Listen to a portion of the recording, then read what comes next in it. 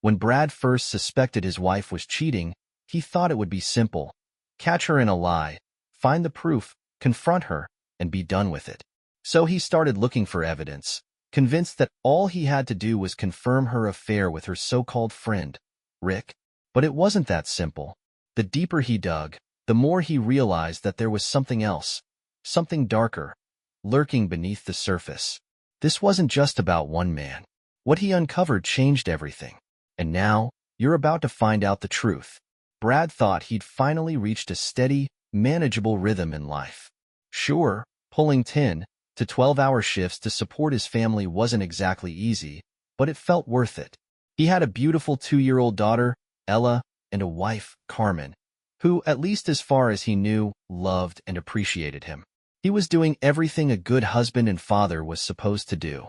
But then, one evening, Carmen hit him with something completely unexpected. "I think I need a break from us," she said. Her tone was so casual, so indifferent, that she might as well have been suggesting they rearrange the furniture. Brad blinked, trying to make sense of her words. A break? From us? What the hell was that supposed to mean? He'd been working himself to the bone to take care of her and Ella. Wasn't that what a good man was supposed to do? A break from what exactly? He asked, his voice even, though tension crept in beneath the surface. Inside, frustration and confusion churned. "I don't know who I am anymore," Carmen said, avoiding his eyes.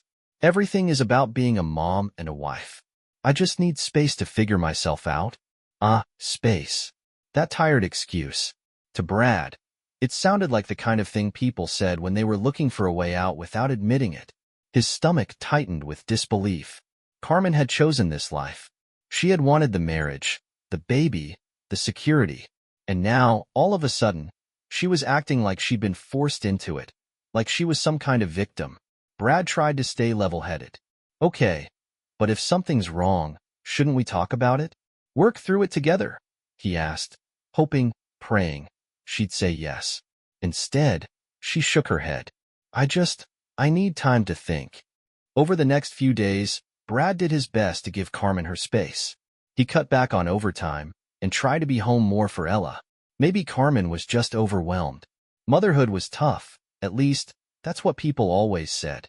But personally, Brad didn't mind the late-night diaper changes or the sudden crying fits. Sure, it was tiring, but Ella was their daughter. You just did what needed to be done. Still, something about Carmen's behavior rubbed him the wrong way. Instead of using her so-called thinking time to reflect or work through her feelings, she was glued to her computer. Late at night, Brad would catch her in front of the screen, headphones on, laughing, while chatting with people he didn't recognize. "Who are you talking to?" he asked one evening, keeping his tone light, not wanting to sound accusatory just yet. "Just some friends from an online game," she replied dismissively. "It's nothing." But something about the way she said it. It sure didn't feel like nothing. Friends from an online game? Since when did Carmen have time, or even interest, in gaming? Brad frowned, scratching his head. The most he'd ever seen her play was some mindless Candy Crush on her phone. "New hobby, huh?" he said, forcing a chuckle. "Yeah, I needed something to distract me," she muttered, keeping her eyes averted. Brad let it go for the night, but the seed of doubt had been planted. Something wasn't right, and his gut was telling him to start paying attention. Over the next week, things only got stranger. Carmen's phone was always in her hand, and the moment Brad walked into the room, she'd tilt the screen away as if she had something to hide. She started staying up later, too, long after he had gone to bed, whispering into her headset, her voice too low for him to make out the words. One night, as Brad lay awake, muffled laughter drifted from the living room. His mind wouldn't stop racing. Is she hiding something from me? He didn't want to believe it. They'd been through so much together. But deep down, he knew something had shifted. The trust they had built was starting to crack. Carmen's behavior wasn't just a small change anymore. It was a pattern. She was distracted, distant, completely absorbed in whatever was going on in that game. Brad tried to be rational. Maybe she was just stressed. Maybe this was her way of coping with the challenges of motherhood. But denial could only carry a man so far. One evening, as Brad tucked Ella into bed, He heard Carmen's voice from the living room. Her tone was light, playful, almost flirtatious. He paused, listening closely. "You're too much, Rick." "Yeah, I know, right?" "I can't stop laughing." Brad froze. His instincts kicked in, his heartbeat hammering against his ribs. Rick? Who the hell was Rick? The way she said his name sent a sharp chill through him. That wasn't the tone you used for some random gaming buddy. No, that sounded intimate. Keeping his expression neutral, Brad walked into the room. Carmen immediately clicked out of the call and looked up at him, eyes wide. "Oh, hey. I didn't hear you come in," she said, plastering on a fake smile. "Who were you talking to?" Brad asked, crossing his arms. "Just one of the guys from the game," she said quickly, brushing it off like it was nothing. "He's married, don't worry." "Married?" "Right. Because that made everything perfectly fine." Brad nodded slowly, letting her excuse hang in the air. He wasn't looking to start a fight. Not yet. But something inside him snapped. This wasn't just his imagination. Carmen was hiding something, and he was done pretending otherwise. That night, after she went to bed, Brad made a decision. He reached for her phone, heart pounding, and started scrolling through her messages. And there it was. Message after message from Rick. Flirty jokes. Inside references. And worst of all, Carmen telling Rick things she'd never once said to Brad. How Rick understood her. How he got her in ways Brad never could. This was betrayal. He didn't sleep that night. How could he? Every word from those messages burned into his mind like an open wound. Carmen had poured her heart out to some stranger on the internet, making Brad sound like nothing more than an obstacle in her life. She felt trapped, misunderstood, unhappy. After everything he had done to give her and Ella a good life, by the time morning rolled around, Brad's frustration had settled into a quiet, simmering rage. He couldn't just sit back and let this continue. He needed to know the truth, no matter how much it tore him apart. Later that day, Carmen carried on as if nothing had happened. She smiled at Ella, scrolled through her phone, and went about her routine like she hadn't just shattered something inside of him. It was almost insulting how normal she was acting. Brad knew it was time to confront her. "Hey, Carmen," he started casually as they sat in the kitchen. "Can we talk for a minute?" She glanced up from her phone, her smile flickering for just a second before she masked it. "Sure, what's up?" Brad didn't waste any time. He met her gaze head-on. "I need to know what's really going on," he said, his voice steady. "With you and Rick." The color drained from her face. For a long moment, she said nothing. Her eyes darted to the side, like she was searching for an escape route. "Rick? He's just a friend," she stammered. "We play games together, that's all." Brad exhaled sharply, shaking his head. "Cut the crap, Carmen." His tone was calm, but firm. "I saw the messages. I know exactly what you've been saying to him." Her face went completely pale. She opened her mouth, then shut it again, clearly scrambling for a way out. Finally, she whispered, I didn't mean for it to go that far." "Oh, really?" Brad raised an eyebrow, his patience wearing thin. "So telling another man that he understands you better than your own husband, that's normal now?" Carmen flinched like he'd just slapped her. "I'm sorry, Brad," she murmured. "I've just been lost. I didn't feel like myself anymore, and Rick, he was just there to listen." "Listen?" Brad scoffed, leaning forward, his voice sharp. "You mean the guy you've been flirting with while I bust my ass at work to support this family?" He shook his head in disbelief. "Don't stand there and tell me this was harmless." The room went eerily silent. For the first time, Carmen actually looked ashamed. But Brad didn't care about apologies, not anymore. "Here's the deal," he continued, his voice unwavering. "You want space? Fine. You'll get all the space you need. But you're not dragging me or our daughter into your little crisis fantasy." He held her gaze. "We're going to figure out how this ends, because I'm done being kept in the dark." Carmen swallowed hard and nodded, tears brimming in her eyes. But Brad didn't feel sorry for her. Not after what she'd done. This was just the beginning. He had thought he'd been crystal clear. He wasn't asking for much, just basic respect, honesty, and loyalty. Surely, after their confrontation, Carmen would wake up and realize the damage she was causing. Right? Wrong. The following week, she proved just how little their marriage meant to her.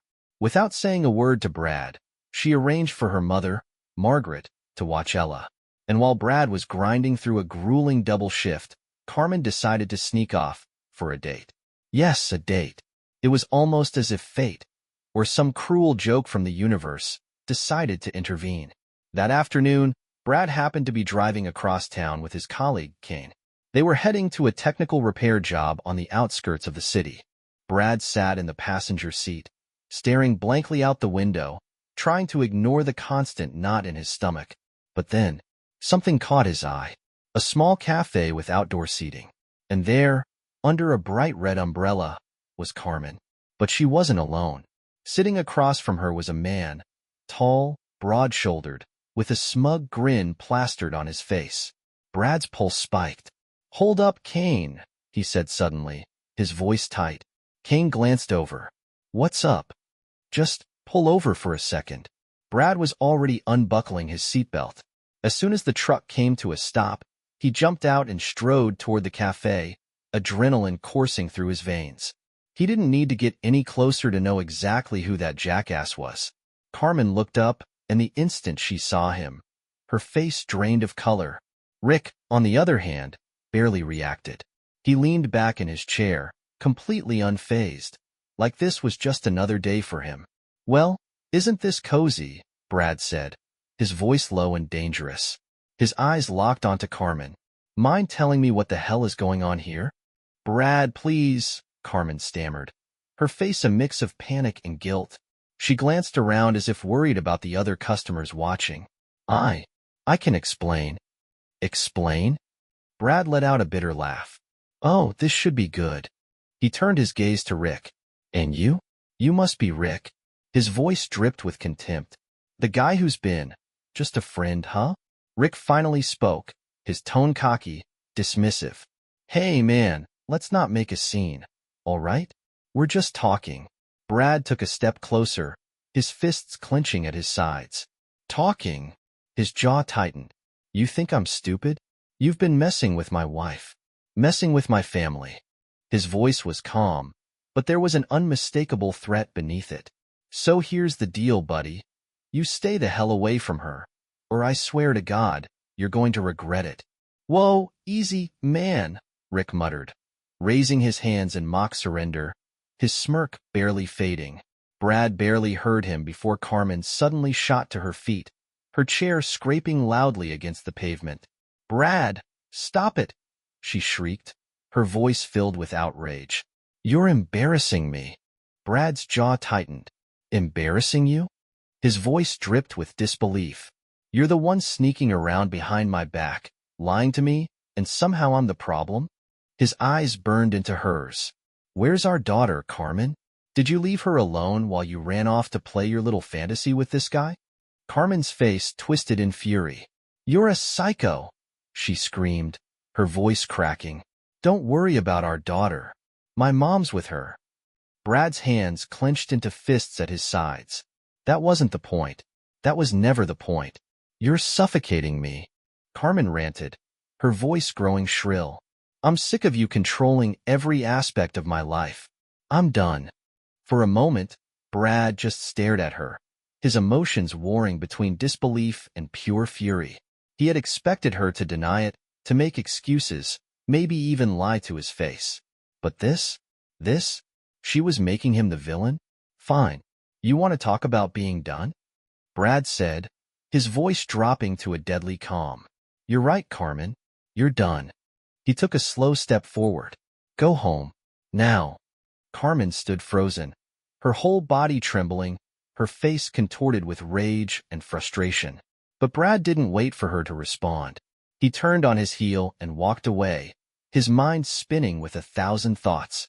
Back in the truck, Kane shot him a cautious glance. Everything all right, man?"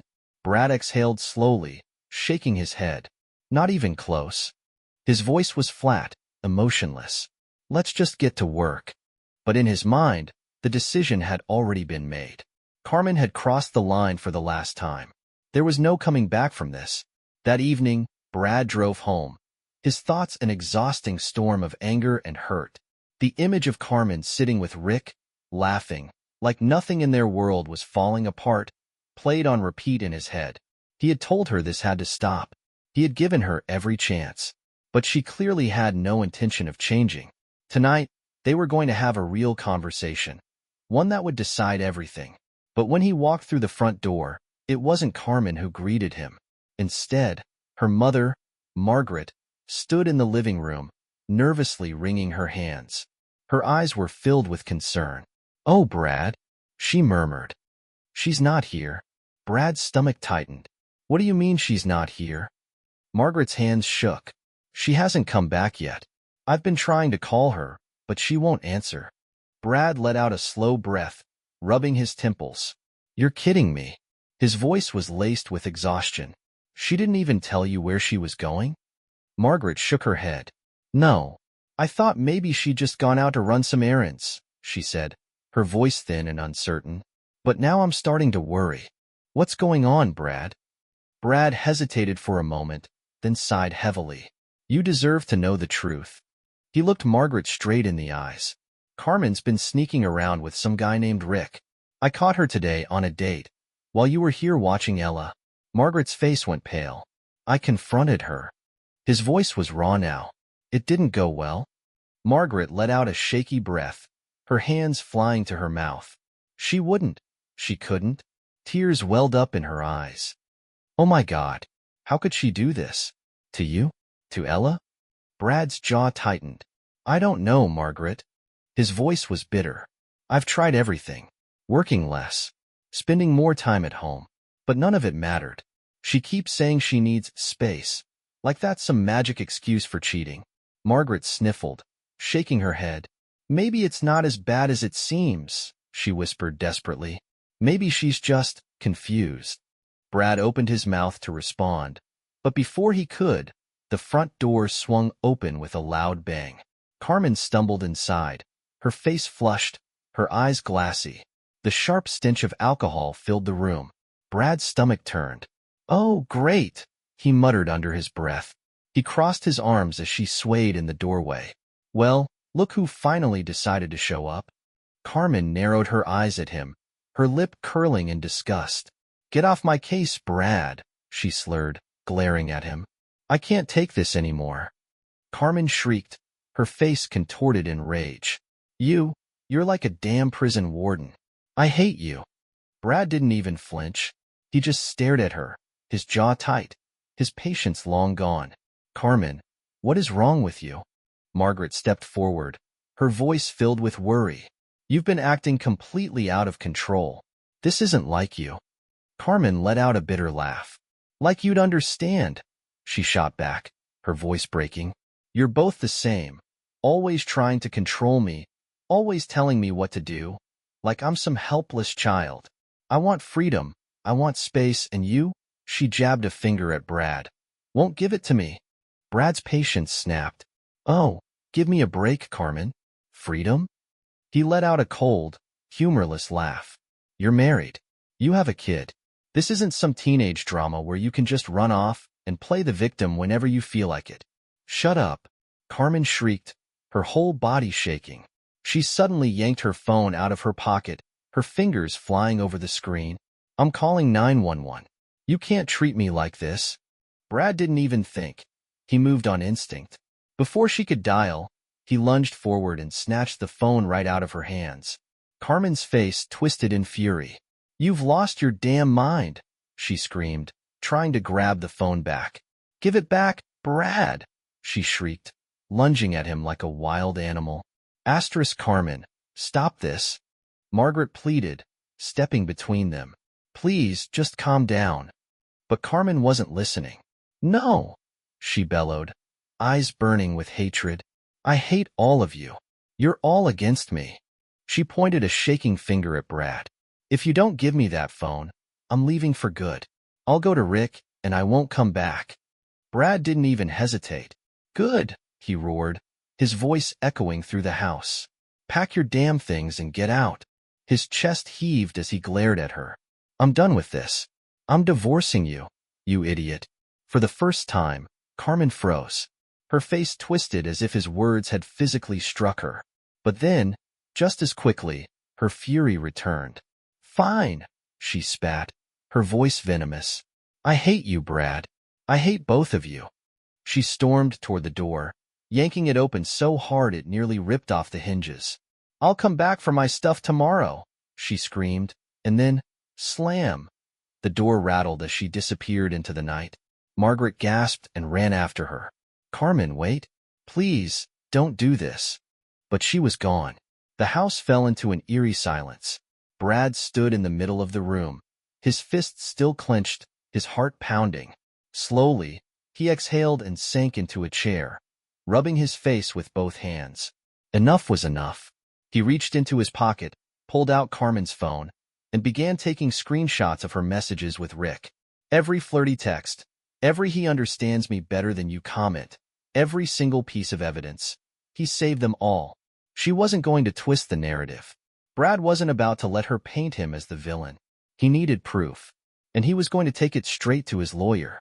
10 minutes after Carmen's dramatic exit, Margaret walked back into the house. Her face was a mix of sadness and exhaustion. She had tried, really tried, to reason with her daughter, but Carmen was too consumed by her own rage and self-pity to listen. Margaret sank into a chair, shaking her head. "I couldn't leave her out there alone," she whispered, her voice breaking. Brad exhaled, the tension in his shoulders finally starting to ease. "I get it," he muttered. "She's your daughter." He leaned back against the chair, his voice turning firm. "But this is it, Margaret. I'm done. I'm filing for divorce." Margaret's eyes widened slightly, but she didn't argue. Instead, she wiped at her face and nodded solemnly. "I can't say I blame you, Brad," she admitted softly, "but I need to ask for something." Brad eyed her warily. "What is it?" Margaret hesitated for a second before speaking. "Please don't take Ella away from Carmen completely," she pleaded. "She's not thinking straight right now, but she loves her daughter. Let her see Ella. Don't strip her of her parental rights." Brad let out a slow breath, his jaw tightening. Every part of him wanted to keep Carmen as far away as possible. After everything she had done, how could he trust her to be a good mother? But deep down, he knew Ella deserved both parents, even if one of them was a train wreck. Finally, he sighed. "Fine." His voice was begrudging but firm. "I won't push to take her rights away, but only if Carmen keeps her act together." Margaret gave a small, relieved smile. "Thank you, Brad. That's all I ask." Brad rubbed his temples, already exhausted. "All right." He looked her in the eye. "But I need you to be on my side in court. If you want to be part of Ella's life, you need to back me up on this." Margaret hesitated for just a moment. Then she gave a firm nod. "I will." "I will," Margaret said, her voice heavy with emotion. "I don't want to go against Carmen, but you're right. This can't go on." Later that night, Brad packed up Ella's essentials and drove her and Margaret to Margaret's house. Ella, blissfully unaware of the storm surrounding her, giggled in her car seat, babbling away as Brad sat in tense silence. Once they arrived, he turned to Margaret. "I need you to watch Ella for a few days," he said, his voice firm. "I need time to sort things out with Carmen and start the divorce process." Margaret didn't hesitate. "Of course. She'll be safe with me." Brad leaned down and kissed Ella's soft forehead, lingering for just a second. "Thanks, Margaret," he said quietly, handing his daughter to her grandmother. "I'll check in soon." Brad had reached his breaking point. He had already suspected Carmen of cheating with Rick, but something in his gut told him there was more to the story, something worse. So he decided to follow her. The next evening, he parked his truck a block away from their house and waited. He watched as she got into her car, checking her phone before pulling out of the driveway. He followed at a distance, careful not to be seen. His heart pounded as she drove through town, making a few turns before pulling into a quiet parking lot next to a small, dimly lit cafe. Brad expected to see Rick waiting for her, that smug bastard who had been creeping into their marriage. But as Carmen stepped out of her car and walked toward the outdoor seating area, Brad's stomach dropped. Rick wasn't there. Instead, another man was sitting at a table, already waiting for her. He was different, older, well-dressed and confident. As soon as she approached, the man stood up, greeted her with a familiar smile, and pulled her into an embrace.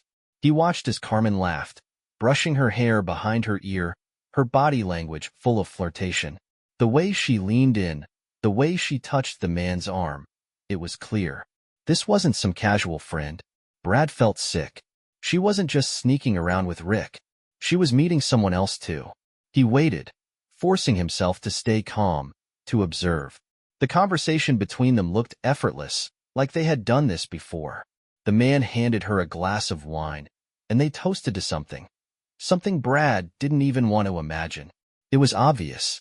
Carmen wasn't just having an affair. She was living a double life. Brad's mind raced. Had she been with this man before Rick? Or was this just another fling she had lined up? How many more were there? How long had this been going on behind his back? He gritted his teeth, breathing heavily. At first, he had wanted to believe that maybe Carmen was just lost, confused, searching for something. Maybe, just maybe, she could still come to her senses. But this was who she was. It wasn't just one mistake. It wasn't just a moment of weakness. She had turned betrayal into a routine, and Brad was done. There was no fixing this. No second chances. No talking it out. Divorce was no longer an option. It was inevitable. His heart felt numb as he pulled away from the parking lot, leaving Carmen behind with yet another man who wasn't her husband. Let her have her games. Let her drown in her lies. Brad was already planning his next move, and this time, he wouldn't be the fool. The next morning, Brad took a day off from work to meet with an attorney. The office smelled faintly of coffee and paperwork, strangely comforting in a way. He sat across from the lawyer, laying everything out on the table. Carmen's affair, her erratic behavior, the fights, the screaming. The moment she walked out, the lawyer listened carefully, nodding occasionally and jotting down notes. After a long silence, he finally spoke. "We can definitely move forward with this," he said, tapping his pen against the desk. "Given what you've told me, and the evidence you have, we'll get the paperwork started. You have a strong case for shared custody, with primary residence in your favor." Brad exhaled, a strange mix of relief and sorrow washing over him. It was painful, final, but at least he was taking back control. He signed the necessary documents, shook hands with the attorney, and left the office feeling a little lighter. That afternoon, Brad returned home, only to find Carmen already there. She was in the middle of packing, throwing her things into bags and boxes with furious, careless energy. Clothes were scattered across the bed, shoes tossed into a pile on the floor. She didn't even look up when he stepped inside. "Here's your phone," Brad said flatly, holding it out. Carmen snatched it from his hand and shot him a glare. Finally. Then she crossed her arms and smirked, her eyes burning with defiance. "You think I'm scared of you, Brad? Well, I'm not." In fact, she let out a short, bitter laugh. "I'm relieved this is happening. Now I can finally be free." Asterisk. Brad let out a dry chuckle, shaking his head. "Yeah, well, good luck with that," he muttered. "Just be ready when the paperwork comes through. Stay in touch for Ella's sake." "Oh, I'll be ready," Carmen shot back, her voice dripping with sarcasm. "You don't need to remind me." She yanked open a drawer, grabbed a handful of clothes, and slammed it shut before storming past him, her contempt practically radiating off her. Brad didn't move. He just stood there for a moment, staring blankly at the mess she was leaving behind. He wasn't hurt anymore, just numb. Later that evening, Brad drove back to Margaret's house. She greeted him at the door, concern etched across her face. "How did it go?" she asked softly. "She's packing her stuff," Brad replied, rubbing a hand down his face. "I gave her the phone back, told her to be ready for the divorce." He paused, then met Margaret's eyes. "But listen, I need you to testify if it comes to that. You've seen how bad things have gotten." Margaret let out a deep sigh, clearly torn. "I don't want to stand against Carmen," she admitted. "But if it's the only way to keep things civil, I'll do it. I don't want to lose you and Ella, Brad." Brad met her eyes, sincerity in his voice. "Thank you, Margaret. I really appreciate this. I know this isn't easy for you." "No, it's not," she agreed, her expression heavy with emotion. But you're doing what's best for Ella, and that's what matters. The day of the court hearing arrived. Brad showed up early, dressed in a well-pressed shirt and slacks. He wasn't nervous, just determined. He had everything prepared: documents, evidence, and Margaret's testimony in support of his case. The only thing missing? Carmen. As expected, she didn't bother to show up. Instead, she sent her lawyer, who made a weak excuse about Carmen having an important personal obligation that prevented her from attending. Brad scoffed under his breath. An important obligation? Yeah, right. More like another excuse to avoid responsibility. The judge wasn't impressed either. I don't appreciate when one of the parties decides not to take these proceedings seriously, the judge said, his tone dry and unimpressed.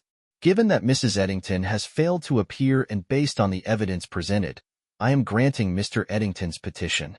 Brad's terms were simple. He wasn't trying to take full custody or erase Carmen from Ella's life. As much as Carmen had failed him, Ella still needed her mother, even if that mother had a lot of growing up to do. The judge ruled in his favor, granting shared custody with primary residence awarded to Brad. Outside the courthouse, Margaret approached him, her eyes glistening with gratitude. "Thank you, Brad." She smiled softly. "I know you had every right to take full custody, but you didn't. You kept your word." Brad nodded. "Ella needs stability, Margaret. You've been more of a mother to her than Carmen has, and I appreciate everything you've done." Margaret wiped a tear away and nodded. "I'll keep helping however I can." "You've already done more than enough," Brad said with a small smile. "But I won't say no to the extra support." Over the next several months, Margaret became a constant presence in Brad's life. She helped with meals, babysat Ella, and even attended doctor's appointments. But it wasn't just about Ella. She and Brad were slowly building a foundation of mutual trust. Meanwhile, Carmen's life was falling apart. Feeling lost and desperate, she turned to the only person she knew still cared. One evening, she showed up at Margaret's doorstep in tears. "Mom, I'm sorry," Carmen sobbed, her voice thick with regret. "I was so stupid." Her body shook with emotion. "Rick's gone. I don't know what to do. Please, help me." Margaret exhaled, her face a mixture of disappointment and deep sadness. "You hurt a lot of people, Carmen," she said softly, "including yourself. I can't just sweep that under the rug." Carmen swallowed hard. "I know." Her voice was barely a whisper. "But I want to change. I'll do whatever it takes." Margaret studied her carefully before speaking. "All right," she said finally. "I'll help you. But there are conditions." Carmen nodded quickly. "Anything?" "You need to get your life together," Margaret said firmly. "Find a job. Take responsibility for your actions. Rebuild trust with your daughter and with Brad. No more excuses." Carmen wiped her tear-streaked face and nodded. "I will. Thank you, Mom." True to her word, Carmen found a job within weeks. She worked hard, trying to prove to Margaret, and indirectly, to Brad, that she was capable of change. Brad remained cautious. He allowed supervised visits with Ella, but kept an emotional wall between them. During one visit, Carmen tried to gauge his feelings. "Brad," she started hesitantly, "I'm really sorry for everything. I know I don't deserve your forgiveness, but I'm trying to be better. For Ella. For all of us." Brad's face remained neutral. "I'm glad you're taking steps to improve, Carmen," he said, his tone measured. "Ella deserves a mother who's present and responsible." Then his voice hardened. "But let's be clear, this isn't about us getting back together. That ship has sailed." Carmen flinched slightly but nodded. "I understand," she whispered, her face falling for just a second. She knew there was no going back to the family life she had destroyed. As for Brad, he focused on what truly mattered, Ella. With Margaret's support, he built a life that was steady and peaceful, free from the chaos and manipulation of the past. Carmen was making an effort, and while Brad respected that, he no longer carried the burden of trying to fix her. He was free. One thing was certain: he and Ella were going to be just fine.